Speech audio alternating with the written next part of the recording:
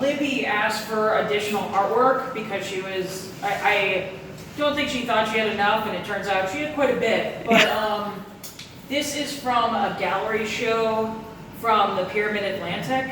I have my comics in a shop in DC called Phantom Comics, and on consignment, and a curator that was starting her first show, like she had just quit working at a gallery in Anacostia, was friends with some of the bigger names in the DC indie comic scene, and wanted to do a show of cartoonists that where it was like fine art by cartoonists, and I was brought into that show, and I did a series of, I essentially did comics for that show because I thought they were like fancier comics, but I am not really a huge fan of the premise of like high art versus low art versus whatever, and I've been part of that was the second show I've been a part of where it's like cartoonists doing non-comics art.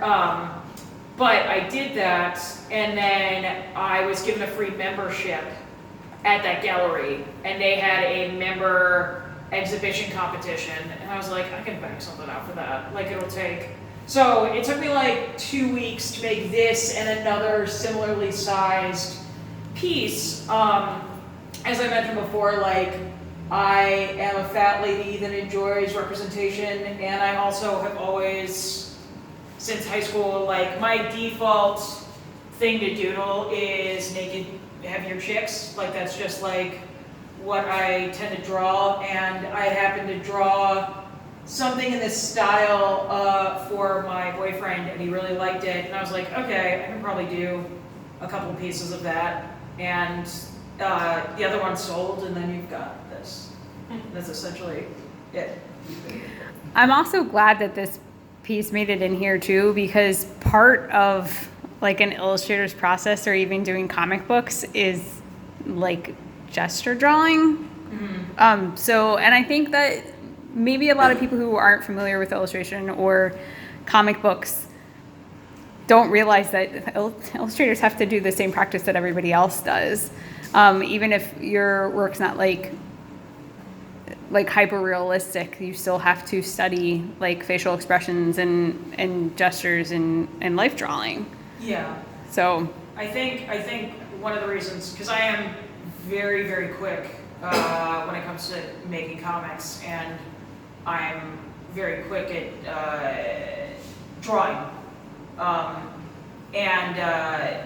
I think part of the reason is because I was lucky enough to study fine art in high school 3 hours a day, every day for 4 years, and then take classes on and off in college. So I think like studying the fundamentals is definitely an asset when it comes to just like not only doing comics, but just creating simplified stuff like this too. awesome. I just want to point out something I love about it is that, it's, you talk about it not liking the distinction between high art and low art, and I'm with you. But I could look at this and like, oh, this person does comics because of like some of the shorthand you use for motion is like art technology that was developed in in almost like up center, the woman who's doing the handstand and kicking her legs up. Like that's a very, this has high praise, but like comic-y, like motion display technique. I think that's really cool to see that in this context. Well, I appreciate that. One of the reasons there is movement in this is because this was an original, I decided that I would not erase in a single line that I had drawn on this page. I love that. So this started, I didn't like the way it looked, I fixed it, like this, I did, like, I messed up there, and so I just added some extraneous lines, but yeah, that was definitely, and then some things like, I messed up her hand, so I fixed that, and then I was like, okay, I need some like other lines to balance this out. But yeah, that was kind of my process, was just like, I don't know how this will, because I'm just used to making comics, so it's like, I'm not used to doing fine art anymore, so like I didn't know if I erased it, if it would look remotely okay. So yeah, but I appreciate that. So.